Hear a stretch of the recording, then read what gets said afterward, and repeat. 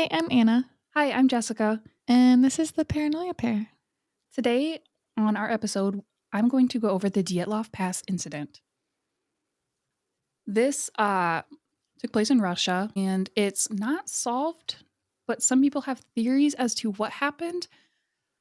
Some people do say it was solved, and they blame it on things like an avalanche. Yeah, I've heard about this when I was in high school, and I remember I think one of the theories is a Yeti. Yeah, I love that theory. I have that on there because with the last four bodies of the hikers, it makes kind of a lot of sense because their wounds that were accounted for were a lot more brutal.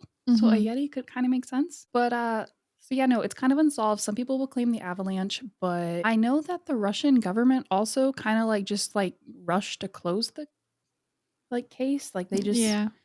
so then that's where some of the conspiracies that maybe there was some testing, like governmental testing going on out there kind of came into play and that they were just trying to cover it up. The Dyatlov Pass was named after the leader Igor Dyatlov. It was intended to be an expedition with the goal to reach the mountain Orton. This expedition was considered to be a Category 3, which was the most difficult, but all members were experienced in mountain expeditions and long ski tours, so they were all well accustomed to this type of thing, which I can barely walk in normal snow. So, I can't even walk in sand. this would be exhausting. But because of their diaries and cameras that were found at their last campsite, it was made possible to follow the events leading up to their last day. So, the hikers, so this takes place in Russia. And so, saying the Russian names is going to be terrible. It can't be any worse than my attempt at an Italian accent that you said was definitely giving cowboy of Anthony Giacolone. Maybe practice our accents a little better. Sometimes I like to try a Russian accent, but I'm definitely not very good at it. But I love their accents and their language. But anyways, so the hikers were Igor Dyatlov, who was 23, Yuri Yudin, who was 21. Yuri Yudin left the trip early because of a sciatica flare-up, and It's like a nerve yeah, situation in your by their back, your and spine. their legs too. It Yeah. showed around the groin region, Mhm. so really makes sense why Yuri left.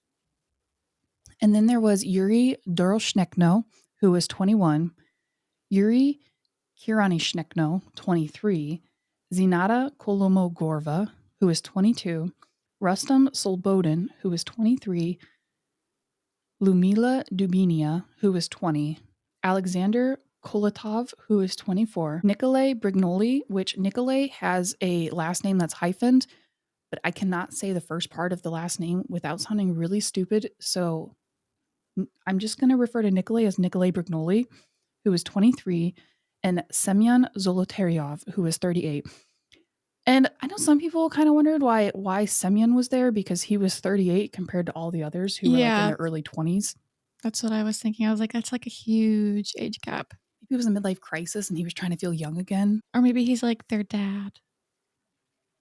like a father figure. Yeah, the dad of the group. So the hike started on January 27th with 10 hikers, but Yuri Yudin turned back because of his health concerns. So I guess in a way, Yuri was pretty lucky. I read that Yuri died, I think, in 2012. Mhm. So he lived a pretty long life.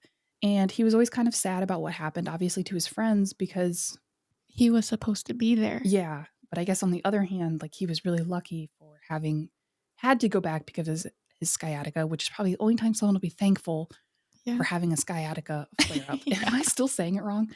Sciatica. Sciatica? No, you're saying it right. Okay. February 1st, the tent was pitched for the last time around 5 p.m. And if I recall, the tent was pitched kind of on the side of a hill.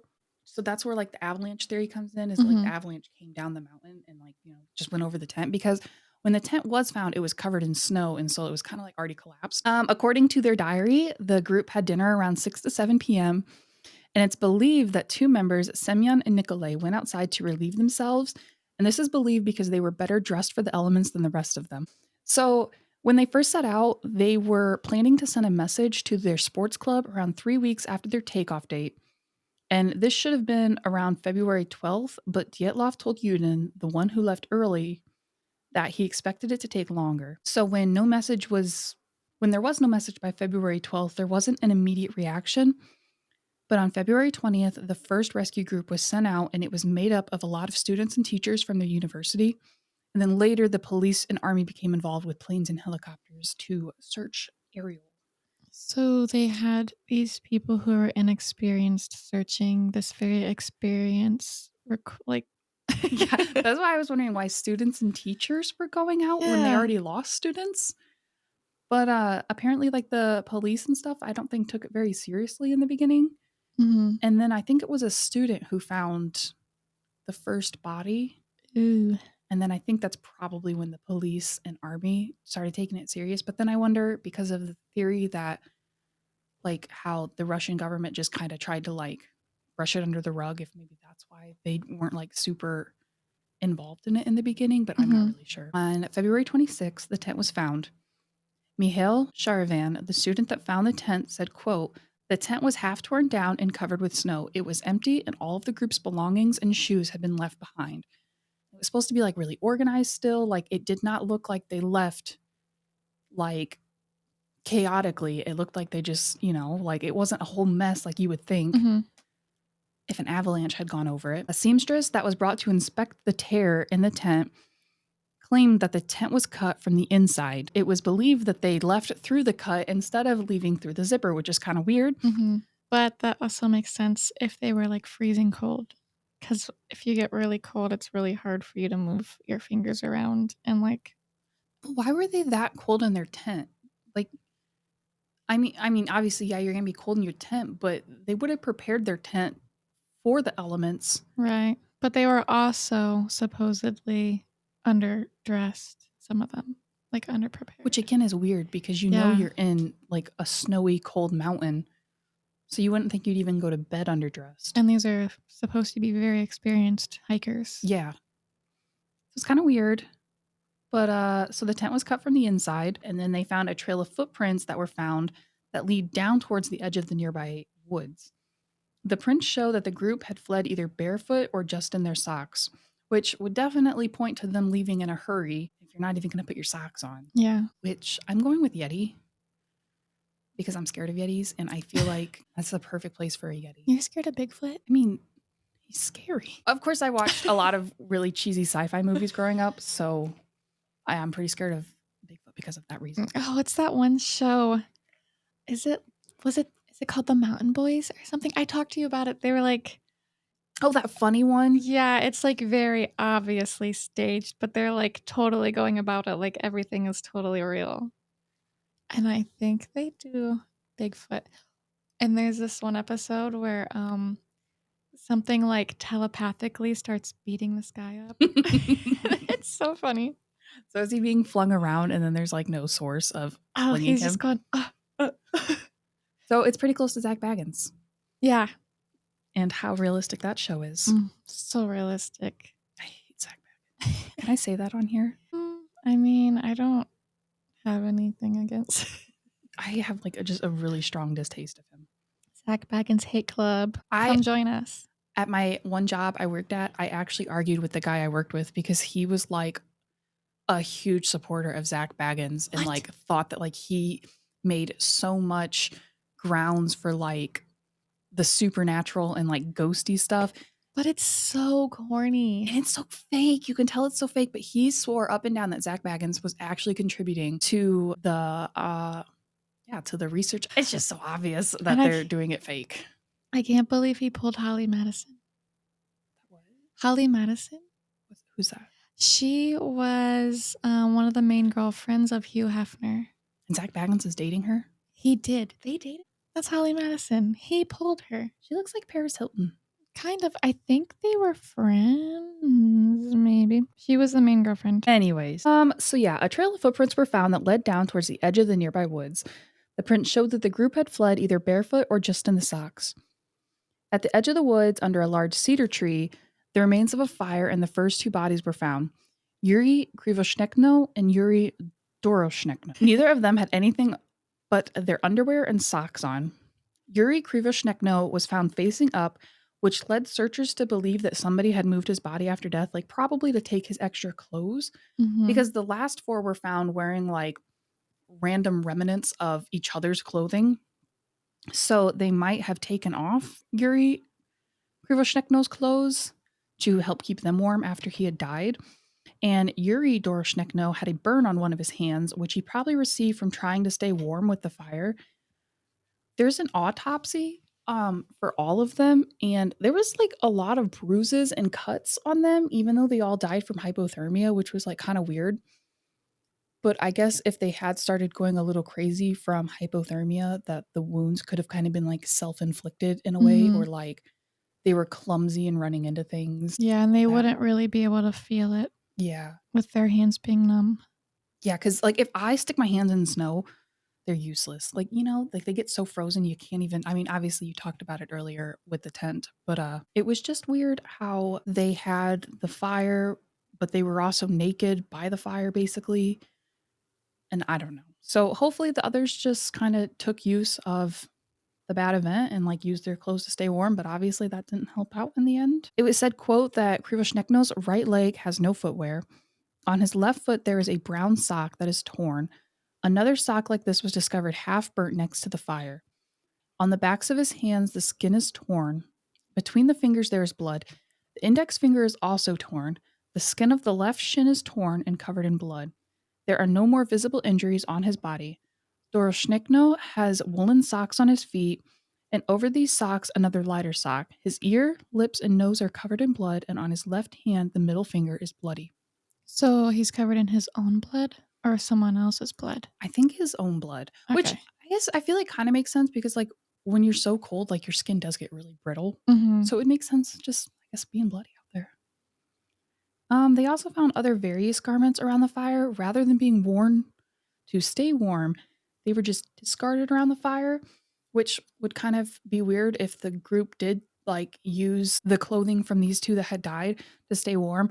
Why they left some of the clothes and didn't just like take everything? Because if I'm in the Russian wilderness and it's cold and snowy, like I'm taking every article of clothing I can Yeah. use. And it's believed that there was more than just Krivoshnekno and Doroshnikno who had helped make the fire, so why did the others leave the fire? February 27th, between the cedar tree and the tent, the searchers found the body of Igor Dyatlov. Igor was about 300 meters from the cedar tree, face up, with his head towards the tent. They kind of thought that some of them were like trying to go back to the tent, but didn't make it there, that they had like died along the way.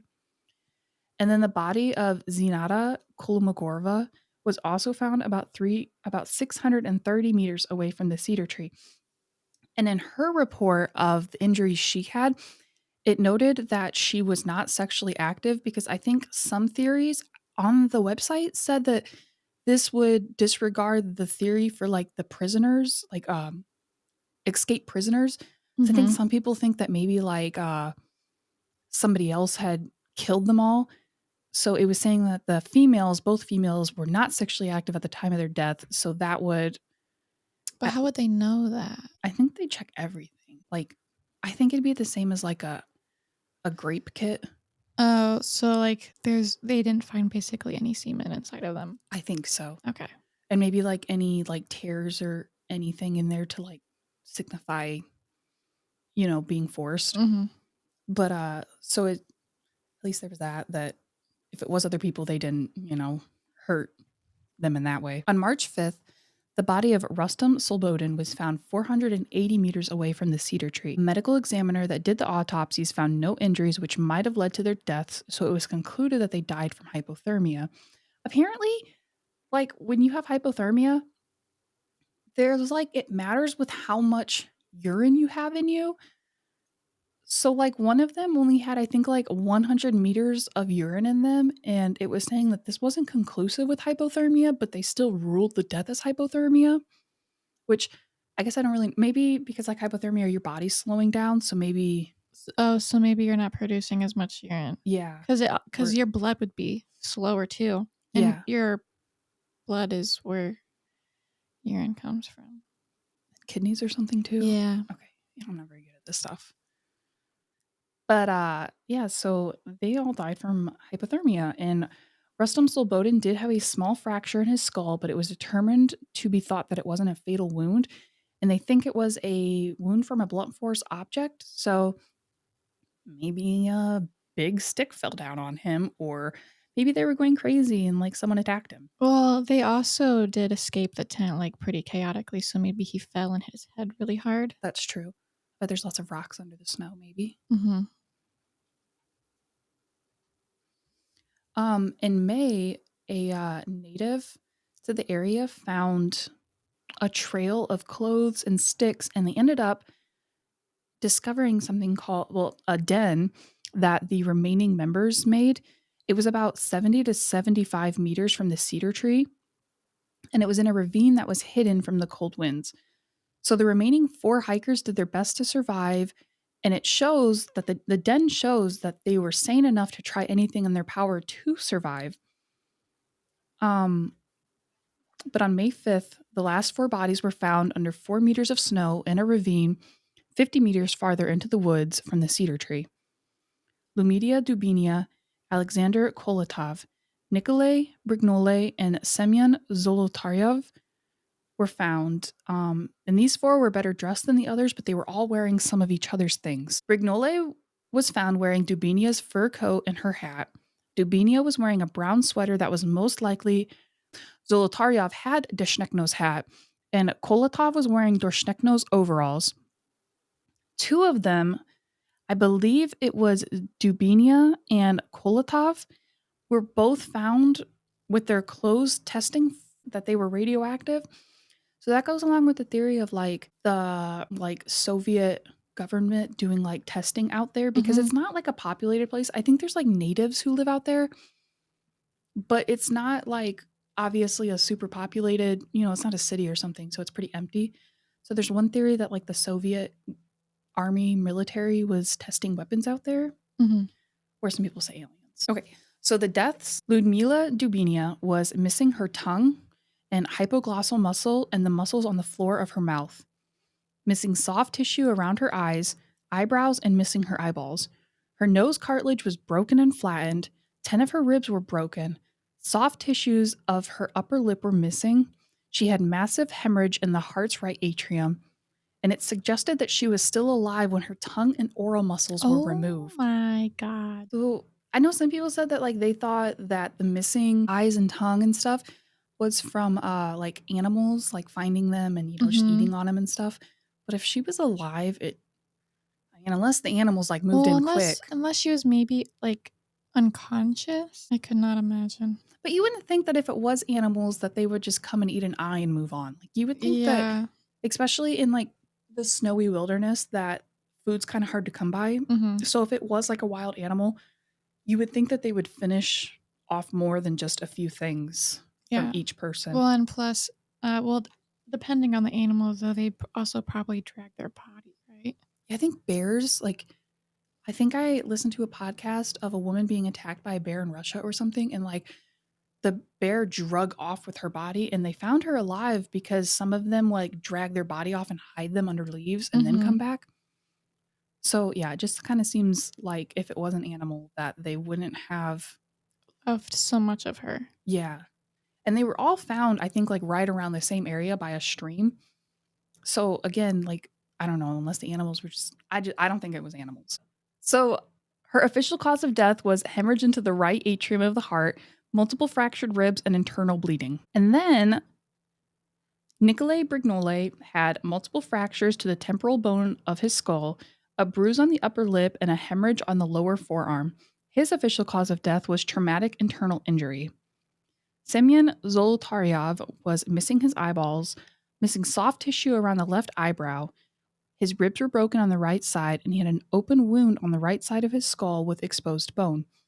Semyon's official cause of death was traumatic internal injury. Alexander Kolatov was missing some soft tissue around his eyes, missing eyebrows.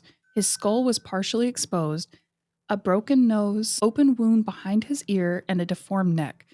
His official cause of death was hypothermia, Mhm. which is kind of weird with the deformed neck thing. I'm kind of wondering what that's like implying. But Yeah. Well, he must have, like, got hit pretty hard, though, because if his bone was exposed. yeah, and that's the thing, is there was no like, so the force of what it would take for like Ludmila's ribs to be crushed like that, and Mhm. I think it was also Nikolay. Well, and she has a hemorrhage on her heart. Yeah, And apparently the force of that would be like similar to being hit by a car. Ooh. So the weird thing is that there's no external wounds to correlate with that force. Like if you're hit by a car, you're going to have like a lot of, I mean, she has external wounds, but none that kind of go along with Yeah. like the force. So they think that that's kind of weird that they could, I don't know, that there was no outward trauma that goes along with the amount of inward trauma that would cause the death. So it's kind of one of those, one of the mysteries. And I think that's where some people think the Yeti or the, like maybe a sonic boom from weapons testing. I've heard Mhm. other people, like I've seen other people think maybe. So anyway, some of the theories, obviously, that we've already kind of said was that there was an avalanche, which would back up why the tent was cut and everyone was left in a state of undress. Yeah, that would also kind of explain, the head trauma too.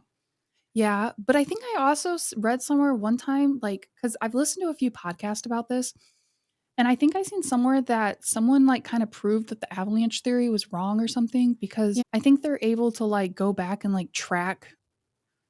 I don't remember what it was, but I think that some people say that the avalanche theory was proven wrong.